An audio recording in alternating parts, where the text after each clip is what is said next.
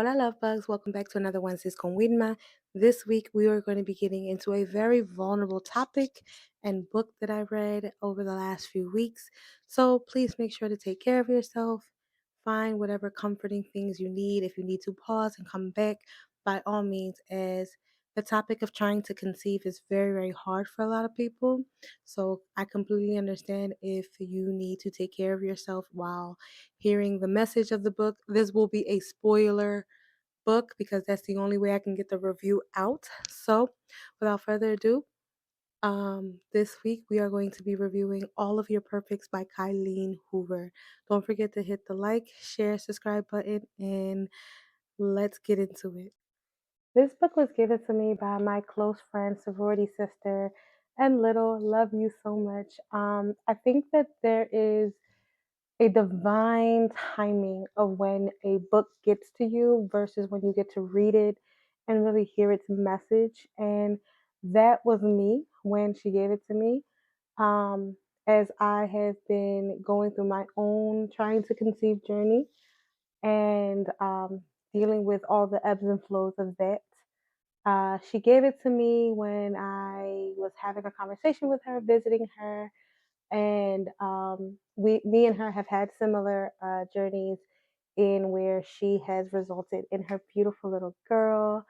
Um, and I was just having conversations with her as I was letting her know at that time I had been going to do the preliminary things after trying on my own with my husband for quite some time. And she was just like, I have a book for you. She got up and she grabbed Colleen Hoover, All Your Perfects. And I'm gonna be honest, I was like a Colleen Hoover book. Like after it ends with us, I was like, nah, girl, I can't do nothing like that, please. And she was like, no, no, no, like you're gonna like it, like basically like give it a chance. So by the time I got to it, and I knew I kind of like kept shuffling around and reading other things because of the subject matter, um, was just a little too close to home, a little too raw, and I was just like, I can't. So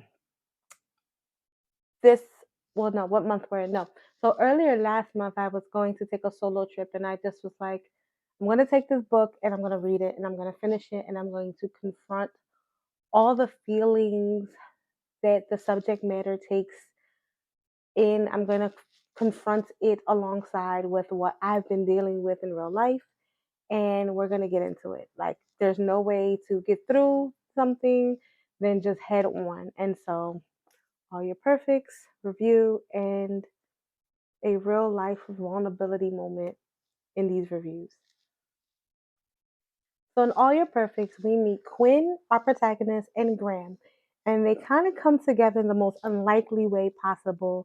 Quinn meets Graham outside of her fiance's apartment, and she's just like, "Who is this man? Like, what's going on?" He's like outside, and he's like circling and kind of like wants to go inside, and she's just like, "What is going on?"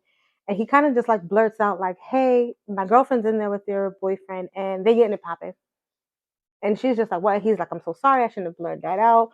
And they're just like confronting the fact that like, a my girlfriend, your fiance, has had an affair. Like, this isn't gonna be. And mind you, Quinn's just like planning a wedding, and you can tell that she like cared for her fiance, but she wasn't really like in love with him, right? Like, it was this like, I guess these are the next steps that we're supposed to take in our relationship. He comes from money, she comes from money-ish, but she's kind of written like, oh, I don't really care about that, or like, my parents have money, I don't, I make my own way in this world type of thing.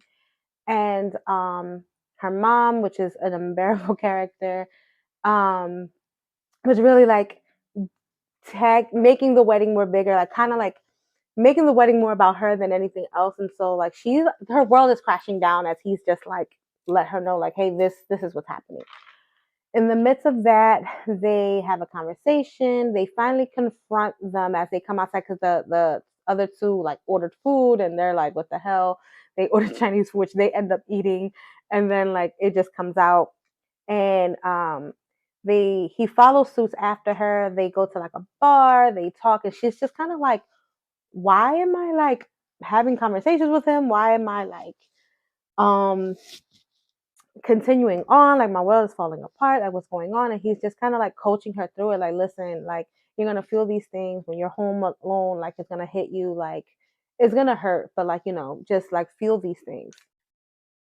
Eventually they go from the bar to her apartment and they're having a conversation, and there's a lot of electricity between Quinn and Graham, and she's just like, I don't know if I'm just like emotionally vulnerable at this point. Well, he ends up like basically like I don't in his mind he makes that decision like I don't want this to be that. And he writes his number on a post-it, sticks it on her wall, it's just like call me. Then we like jump. And so the book kind of does a lot of like jumping between past and present, past and present. And so we jump into her present day, which eventually she marries Graham. They eventually get together, they fall in love, and you're in their present day marriage. And in their present day marriage, they are dealing with all of the effects that come with trying to conceive and not being successful.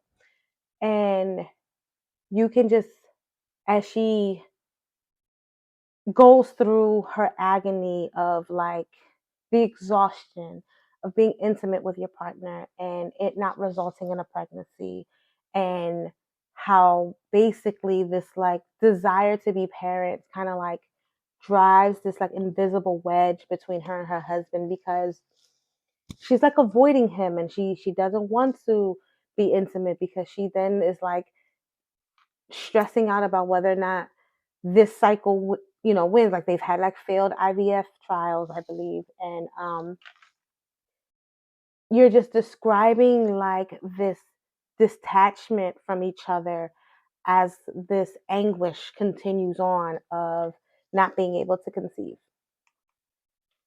But then you also get the flashbacks of the beautiful love story that they had, and eventually they meet each other as she's on a date with some other guy.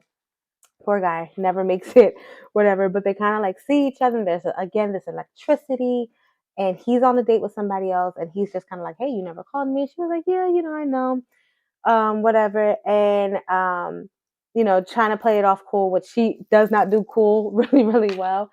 And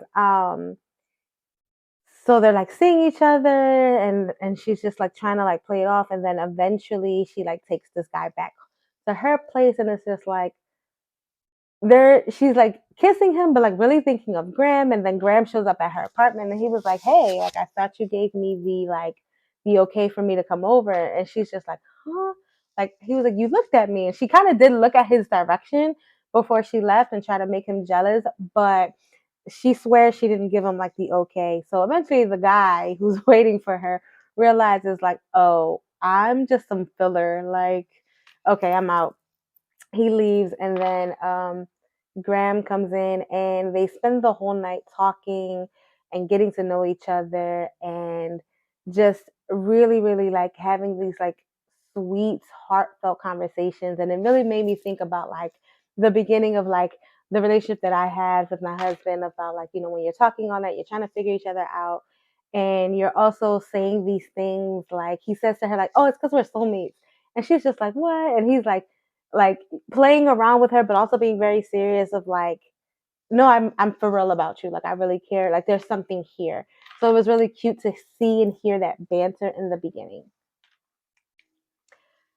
Colleen really does a great job of capturing infertility in a way that felt so raw and palpable. Like the way it creeps into your relationship, how it becomes this silence first, and then from that silence is loud, louder than words, like how your intimacy shifts, and how it really is hard to tap into hope, um, and all the pressure that comes into it. Quinn's character loves Graham, but is hurt that they haven't been able to conceive. She blames herself.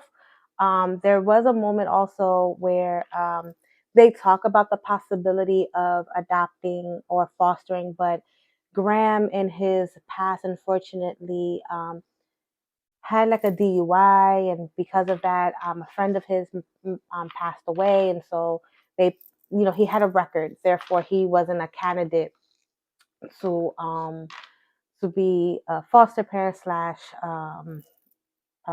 adoptive parent. So like they're going and weighing like all their options into parenthood, because at this point you do play with that in your mind. Like, okay, well, parenthood looks different now. If I can't conceive naturally, like what does it look like for me if the desire is to be a parent, not necessarily a desire to be a biological parent. And so I really appreciate that conversation as it influx into the trying to conceive journey. I felt really seen in this book. Um, it's just was like, again, I'm going through my own things and just reading out loud some of the thoughts that she had. It was just like, whoa, yeah, I feel that way. You feel like your body's betraying you, right? Biologically, I'm a woman. I should be able to do these things, and my body isn't doing it in the desired time frame that I would want it to be. So you go through the what's wrong with me, and I waited too long, and just all these like things that just hit so hard in these spaces. And I know for me, I was a person who never cared for children, not in the sense of like I don't like children, but like clearly I like children. I never cared to have them. I was great being the cool auntie. Ow. And it's also because I respect parenthood a lot. I recognized that it was a familiar structure, and I never just wanted to haphazardly have a child. And I am not in control of when I met my husband. We met, later on in my life. So I didn't want to just rush into this. I respect the development of a child, and I always wanted a great familiar foundation. I come from a two-parent household, not that that's perfect. Um, but I didn't want to come into this world, bring a child, and give them anything less that I received. And so I wanted to, if I ever had a child, I also wanted a man and a partner that knew that being a parent wasn't just creating a child. Like I wanted a partner that who knew that they were going to be as equally involved in the child rearing process as me. Like I was not going to be the default parent. Like I wasn't playing none of that nonsense. And so in come my husband, we meet, we fall in love, we're growing in love, and the desire for a child and family came into my heart. And unfortunately, to this day, that has not been successful. So it's been of, whew, a lot of, wow, finally, when I want something like this, it's not happening.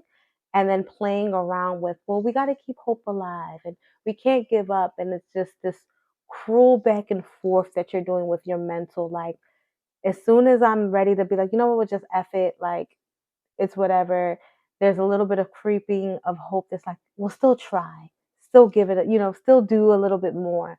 And it's just this toggle between when is enough. And even within my own um, journey, prior to going to a fertility specialist, my husband and I had the conversation of what's our threshold, right? Like, is it one round of IVF? Is it two? This is a very expensive process, it's a very arduous process. It's one that is very hard on the body, mentally, spiritually, emotionally. Like, what's our threshold? And like having those conversations. And yeah, so in having those hard conversations, it's that confrontation of, and also, what if scientifically we're told this just isn't for us? What now?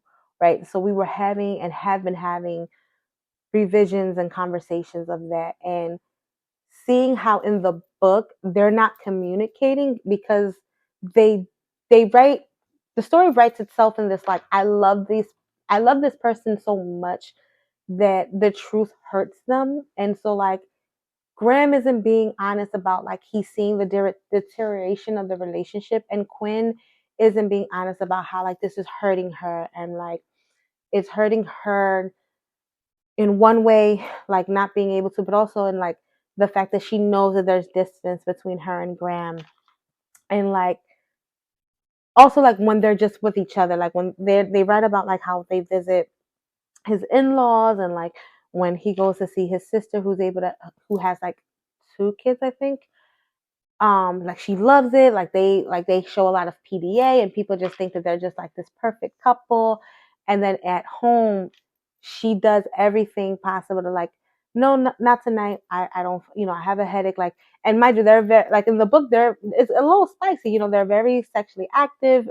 In the past of their relationship, they're drawn to each other. They love each other. He desires her. And so she has to actively be like, okay, what barrier can I put between us, so that this has happened, so that I'm not disappointed.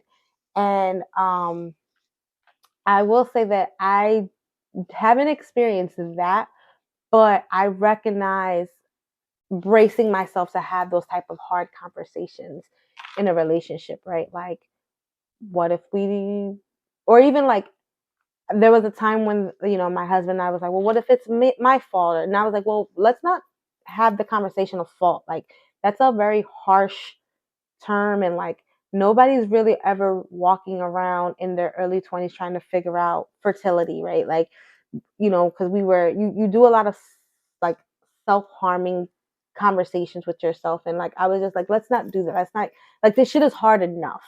Let's not tear ourselves down in the process as well. And so the parallel of the book in real life, I had got some news in my trying to conceive journey about um, not ovulating, and that's one of the reasons why we haven't been able to conceive. And I don't know, probably I've shared in previous videos, I have had bariatric surgery almost 2 years coming in this April. And although I've lost a significant amount of weight, weight was part of the conversation. And the conversation kind of went like, um, even though you have done, all of these great things to lose the weight and be your healthier self, at this point, you still might not be a candidate for IVF because, of your weight. And I just sunk into myself, and I was like, fuck, like I did something very drastic for my health, and it was like, and that still wasn't enough. And the book talks about like this journey, feeling like very isolating and grieving, excuse me. And it's like, she writes, I feel like I've been grieving for years but no one has died. And in a way, yeah, something has died, right? Like, this desire to do this passes away little by little every time you can't do this. The product isn't there.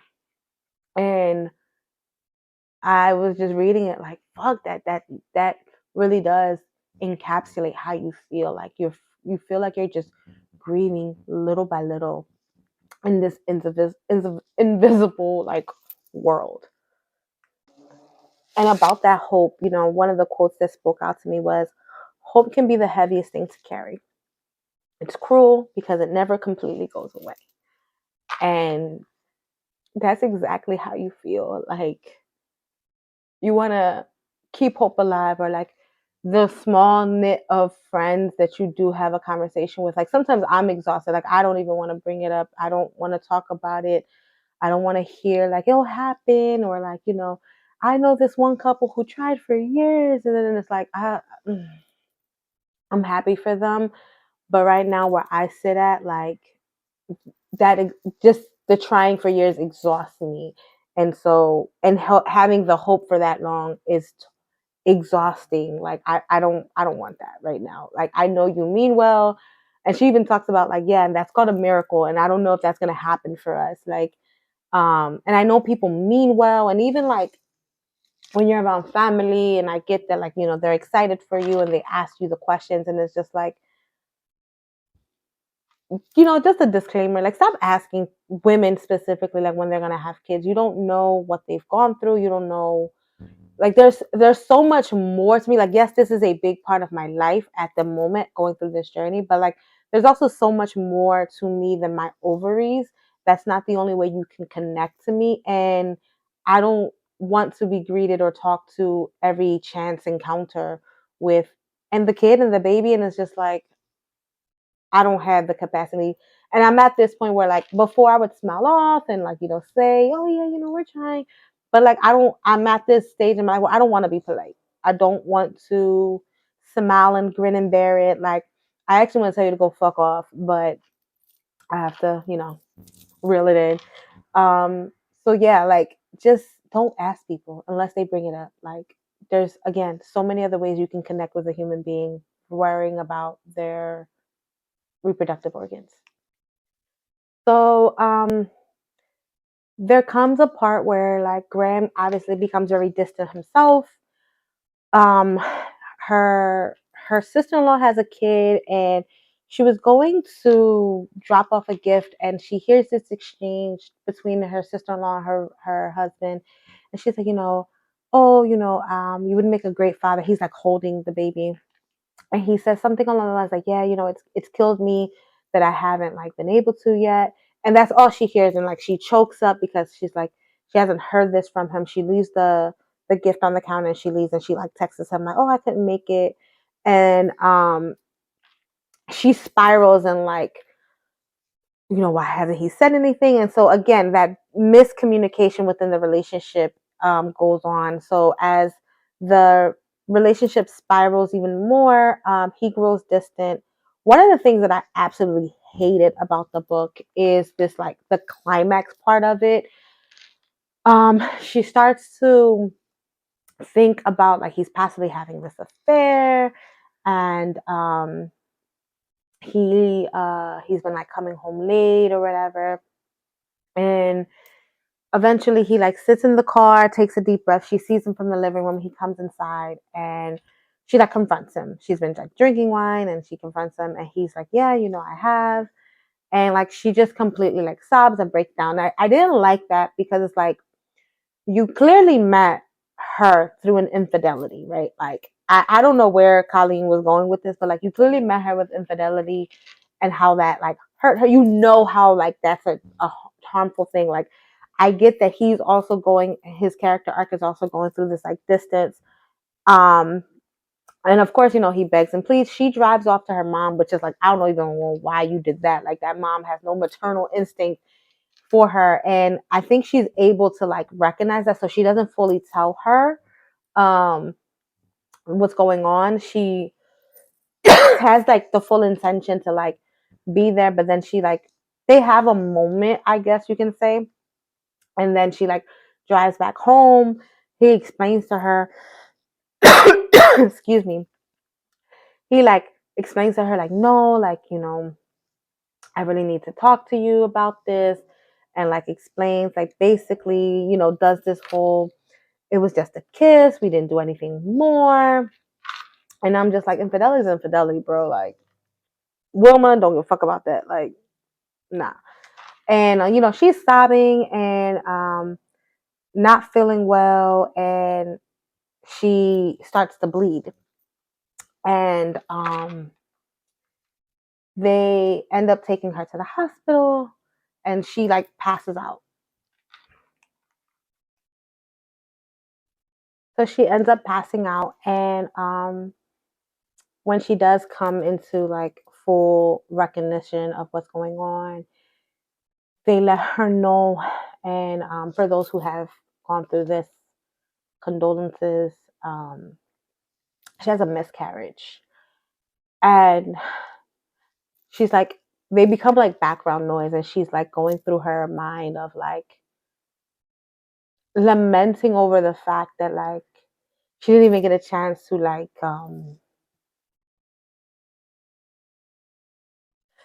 she didn't even get a chance to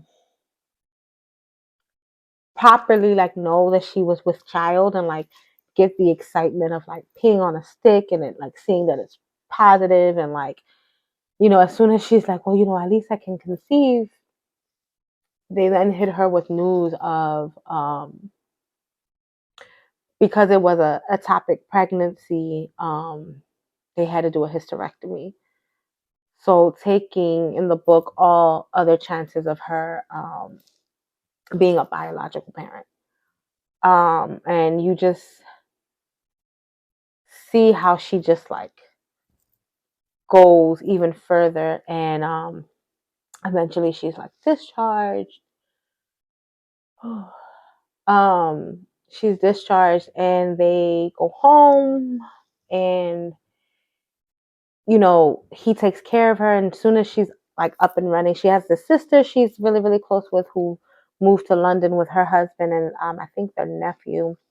And so she boards a plane and goes to there to spend some time because she needs to get away and process it all.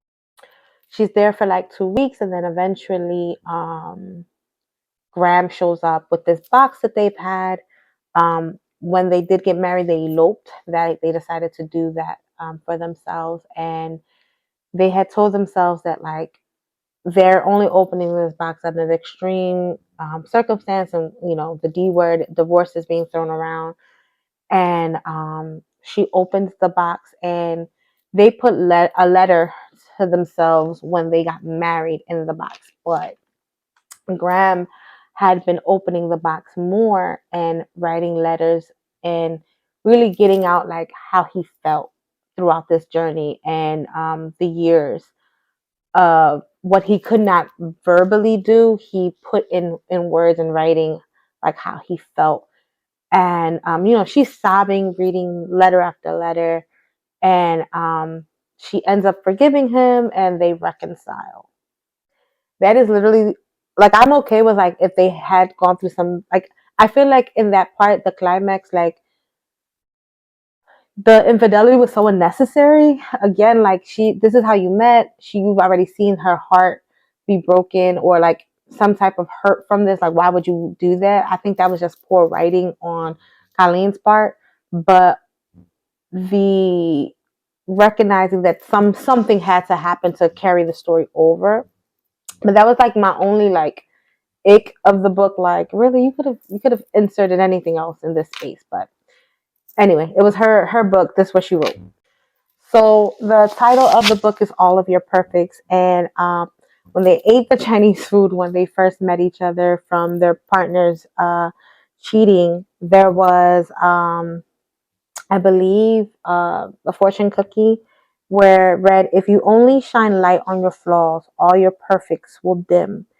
And this was such a beautiful reminder of that, of sometimes in this journey, you want the outcome to be parenthood so bad that you forget you have so many other great things happening in your relationship. And this was really a good reminder that although I personally am not a mom, I'm a great friend, I'm a sister, I'm a wife, I'm an aunt. And those other roles are very important and also very impactful. And if it never comes into fruition, that too will be okay. One of the other like great resilient quotes in the book is like, "There's no such thing as perfect. There's only love and the effort and trying again." It like jumps a few years, and they like decide to like stay in London, and they buy like this little cottage like around the way from her sister, and um, she's buying like baby clothes. Obviously, it's for her nephew, and they, when asked, like, "Oh, is this?" They make up a story about like, "Yeah, we have like 5 kids," and they start naming them, and like basically she writes like they've been making a joke of this, and like this is how they're coping, and like, you know, the game is like how much wilder the story can get when strangers ask. And she eventually stops, and like there's like a pet smart pet thing, and she ends up getting a dog, because prior to the story when the things were rocky, he like blurts out like, "Why did we never get a dog?" And she's just like, "That's what the fuck you thinking about right now?" But they end up adopting the dog, and They end up calling him August because they reconvened back on 8/8, I believe. And so that was like the perfect culmination. Um, One of the things that I appreciate about the book is that it wasn't wrapped up with this bow and like this perfect ending. I kind of enjoy the fact that she didn't end up conceiving, because sometimes that's just not what happens, right? Like, although we may want that, that we also need to see the beauty in the relationship and in the journey when it doesn't happen, and we have to mourn and grieve that ability and find a new hope, find a new desire, and find, again, to shed the light on all the good things that you have going for yourself. This book was an easy read, but it was so hard to get through. I had to put it down a few times because it hit close to home, and just sat with myself and thought, and like this also provoked a lot of good conversations between my husband and I. But it was a really really hard read to just read through. I'm glad I did read it. It was definitely helpful during the time in which I was reading it to process things that are happening with myself. Um, it taught me and reminded me that grief doesn't always look like tears. Sometimes it looks like resilience. Sometimes it looks like giving yourself permission to hope again. Sometimes it's just getting up and taking your metformin, checking your labs, and saying, "Mi corazón todavía sigue aquí." Um, it's it's okay to take a pause, and it's okay to recognize that I can give myself permission of like, I don't want to talk about this anymore. I don't want to move forward, or I can be there for yourself and like also like being happy for those around you who are conceiving. Like, I absolutely love hearing that folks are um, pregnant. Does it still get sad for yourself? And it's like, that's where I also learned duality, right? Like, I can be happy for another person and be sad for myself that it's not happening, but it doesn't take away the fact that I want to celebrate this person in parenthood. If you yourself, like myself, are on a fertility journey and you felt this kind of quiet longing, I see you. You're not alone. And if you read this book, let me know how let me know how it held up for you, how it challenged you. Um, Gracias for holding space with me, for reviewing this book. And this was a hard one, but God, was it so necessary. It was very, very necessary in the timing. I'm in a space where I don't want to constantly talk about this, and probably will be taking a step back from always having these type of conversations outwardly outside of my network. But you have to do what makes sense for yourself, to take care of yourself emotionally. And so with that, I say, do what makes sense for you and your partner and for you and your journey. um, you are not alone. This shit is hard as fuck, and you and only you know when you are at your capacity and when you have to pivot in this space. And so I send you a lot of light and a lot of love and a hug from over here to you, and see you next Wednesday.